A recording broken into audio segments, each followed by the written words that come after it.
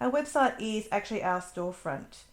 But do you think of it that way? Remember, customers come to your website and they're literally walking into the front door of your shop.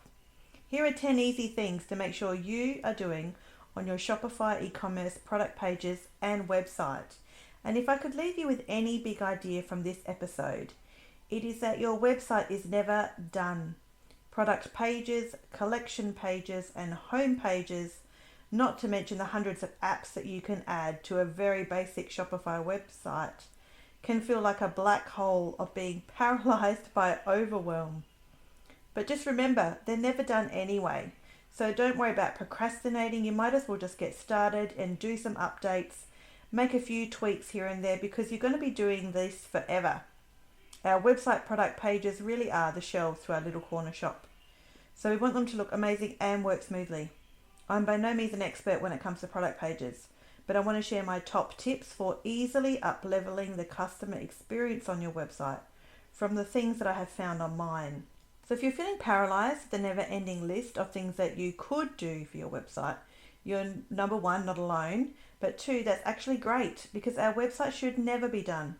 We should always be tweaking it and testing things, improving our copy, and building the trust factor so our customers have a seamless purchasing experience. To that end, this is why you should just, if you're putting it off, publish that draft product, turn your website on and make it live if you've been putting it off, because you'll still have 100 things you want to test and try in 12 months from now. So don't waste any more time, just start moving. I heard this analogy recently: a moving car is much easier to turn. How amazing and simple is that? I love it. Just start moving in any direction, and then you can turn more easily and pivot and improve once you have the momentum. So let's get to it. My top 10 easy tips, and I say easy, I'm not adding anything like improve SEO on your, all your products as a tip today. I haven't even got to that yet on my own website, so, I'm hardly going to tout that from the rooftops as my top one. This list, of course, is also not exhaustive, like I said before, because our website should always be fresh and it's never actually done. But nevertheless, let's start. Number one, brand alignment product photography. This is not the tip that is not just not a blurry photo, but I'm talking about making the brand message consistent through all of your products. Or if you have lots of products, then at least through that one collection.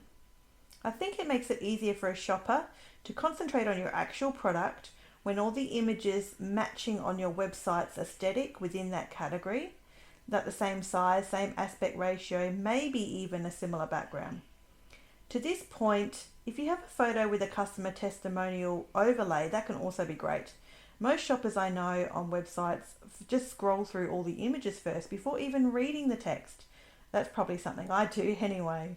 So having an actual photo in your gallery with a customer testimonial as the text overlay over the photo and make that the image can be really great to build that instant trust before people have even got to the copy. Lifestyle photography. This is point 2. I love this tip because it's something I often miss when I'm looking online and shopping, and I'm really surprised how many websites leave this out altogether. I really want to see the product in someone's everyday life. We're selling products, remember. This is different from selling a service. Even a digital product's a bit different. This is something physical that your customers are going to receive, and they need to see it in some sort of real life setting. You gain so much connection with a product when someone is holding it, using it, or you can see it up close relative to the size of something in your house for scale, or even just someone's hand. I especially like the idea of holding it in your hand because a customer can really put themselves in your shoes and imagine holding it for themselves.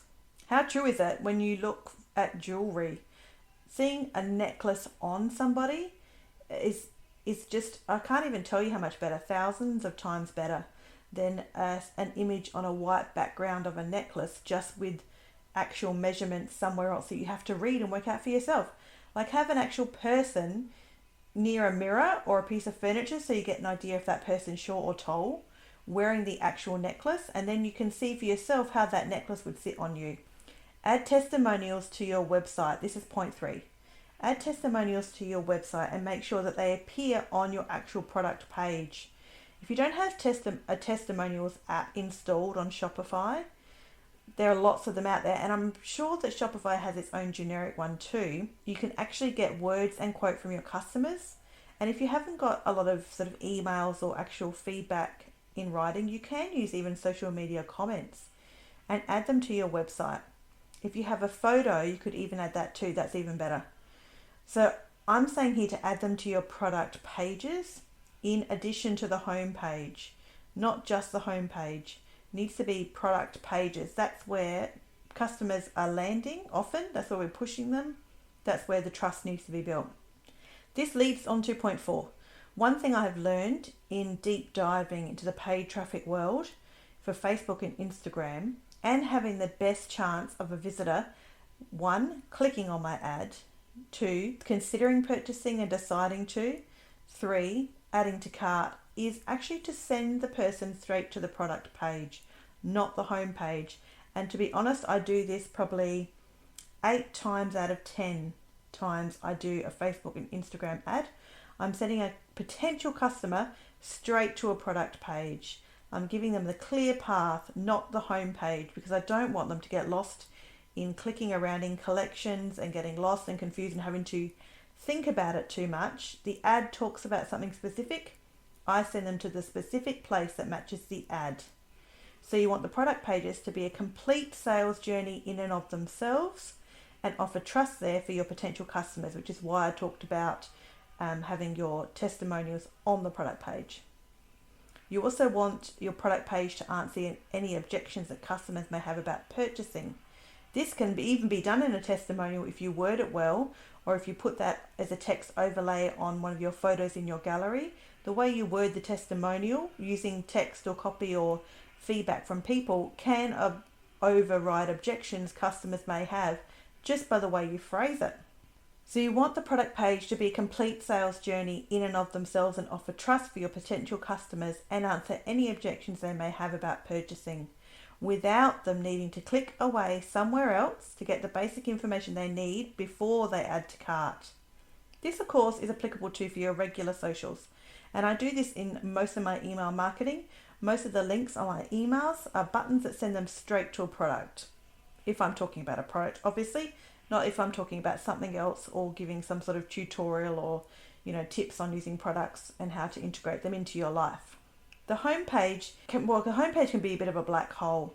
So I don't want to send a customer or potential customer to the homepage and rely on them to be able to find that particular product again, because that increases friction to purchasing. And the reasons I would usually send paid traffic to a product page over the homepage is to reduce friction. And that is honestly its own episode. I will probably have to do an episode on that at some point because I have so much to say about it. Point 5. On your homepage, make sure you have a collection categories featured really obviously and prominently. Don't hide that stuff the customers need in order to get to your products to give you money. Don't hide them somewhere deep in a menu or a footer. I have my collections right on my header, front and center, and they stay at the top. You want the user experience for the customer to be as seamless and straightforward as possible. I heard this in some e-commerce training recently I attended, and it says, don't get in the way of someone giving you money for your product. And I love that. Think about that when you're doing copy updates and widget updates and thinking about moving this and that on your website. Which leads me to my next point, number 6. This is controversial. But I don't have a scrolling banner on my homepage. I know we're talking about product pages here predominantly, but I really feel so strongly about this one I had to include it. I hate scrolling banners, I really do. And not because they look bad. In fact, the opposite is true.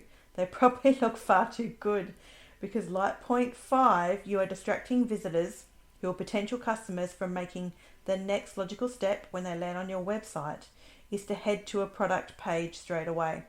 If the banner at the top is scrolling, it's distracting. It becomes too easy to start clicking on each of those banners, particularly if they're beautiful and pretty and very inviting for your blog or your newsletter sign up or your social media links. Everything else that puts their head out of the frame of finding a product to purchase can scroll across in those banners, and honestly, it's just distracting. and you want to be giving customers a clear path to purchase. Number 7, similarly, turn off your social links on your product pages. Don't stand in the way of someone adding to cart, then heading to the checkout. I have social links in my footer, way down at the bottom, of course, next to all my contact details. But you know how you can often add them inside the product description more prominently in Shopify? I don't reckon do it. I say don't. Don't give a potential customer a reason to click away. You don't want that customer to share the product to socials right now, because do you know what? To the customer, that actually becomes the transaction. They're not likely to come back. If you give them the option on a product page to share to socials or to click away to your socials, that becomes a transaction for that potential customer. They have transacted with you and they're probably not coming back. But that's not the transaction you want. On your product page, the transaction you want is to add to cart and purchase, nothing else. So I feel pretty strongly about this one too, in case you can't tell. Turn off those socials and the social sharing links inside that product description or wherever they're featured prominently there, and chuck them somewhere else, like in your footer, or just don't have them at all. Number 8, add a video to every product page. This is actually easier than it sounds. It takes 10 to 20 seconds of a video on my phone. I'm usually holding the product, making close-ups of it. Again, trying to connect with my customers for them to see it at scale while I hold it and use it. You'd be surprised what you can convey with a video over an image. Like, what size is it compared to the journal on my desk or my notebook? Is it heavy? Is it thick? Is it cardboard? Does it look like it flows and flexes like paper? Is it in a pack where I get lots? And how do I look if I flick through them? Do they flick and make a nice sound? Is it a product on its own? Does it look like it's made from glass? Does it make a tapping glass sound? Or does it look like it's plastic? Or is it wood? I could go on and on, honestly, the stuff you can convey in a very short video, and I honestly mean 10 to 20 seconds. And I'm sure there's easier ways of adding a video to your Shopify product pages. There's probably something I've got on my to-do list to look more into, because I probably do it in a pretty clunky way. At the moment, I host my videos on Canva, and I copy the HTML block straight into the product page, so it's embedded at the bottom. But like I said, I'm sure I'm overcomplicating that, and there's a better way of doing it. Number 9, have a sticky add to cart banner. I love my sticky add to cart banner, and I love seeing it on other websites, especially when you have scrolled and scrolled and scrolled way down a product page or a collection page, and you need to get back to the top to find the add to cart. A sticky banner just hovers at the top or the bottom of your screen on a desktop or a phone. It's very discreet and minimal, but the customer can just tap right there at any time, no matter where they are on the product page. It may sound annoying, but it's honestly not annoying at all. And it just saves the customer scrolling all the way back to the top. And bonus, it keeps you what it is you want your customer to be doing next, which is add to cart, front of mind for them, because it's always there on their screen. Number 10, finally, update your copy and spend lots and lots of time on it. This goes against my top 10 easy tips, but it's so critical. It's a whole episode for real. I recently updated copy on some of my product pages, but I have to do the copy on all the others. I know it needs a lot of work, but it's also not something to rush. So many things go into copy. I mean, there are professional copywriters that do this for a living, right? I love the analogy that if you're talking to everybody, you're talking to no one. So I try and keep that in mind when I update my copy. And use some of the language in your testimonials from earlier. Pull out key phrases and words and make sentences from them, or a paragraph heading even, that speaks to your customers and the language that they would use. Then your product pages sound like a real person, because hello, you are a real person. So they should know that they are talking and listening directly to you. And I know I have a lot of work to do on my copywriting. But for now, I have a folder saved and I use a Trello card. Customer testimonials there to save for later. And I have some great phrases in them that I want to use. And also social media comments I copy and paste there too. And even social media posts I see in other Facebook groups that I'm not an admin of at all, but are in my customer niche. They're just great for inspiration when I'm updating my copy. And yes, I'm also in my niche too. I love my niche because I'm a crafter. But after 2 years of selling, most of my customers use my products different to how I thought they would. And because I have been paying attention, I know my language and how I talk about the stickers I sell, for example, is actually a bit different from what my customers say about them. So my copy needs some work to connect deeper with them in their words. This, again, like so many of my tips, is designed to reduce friction for the customer in their purchasing decision and deepen the trust and connection that my brand has with them. So that's it. 1 to 10.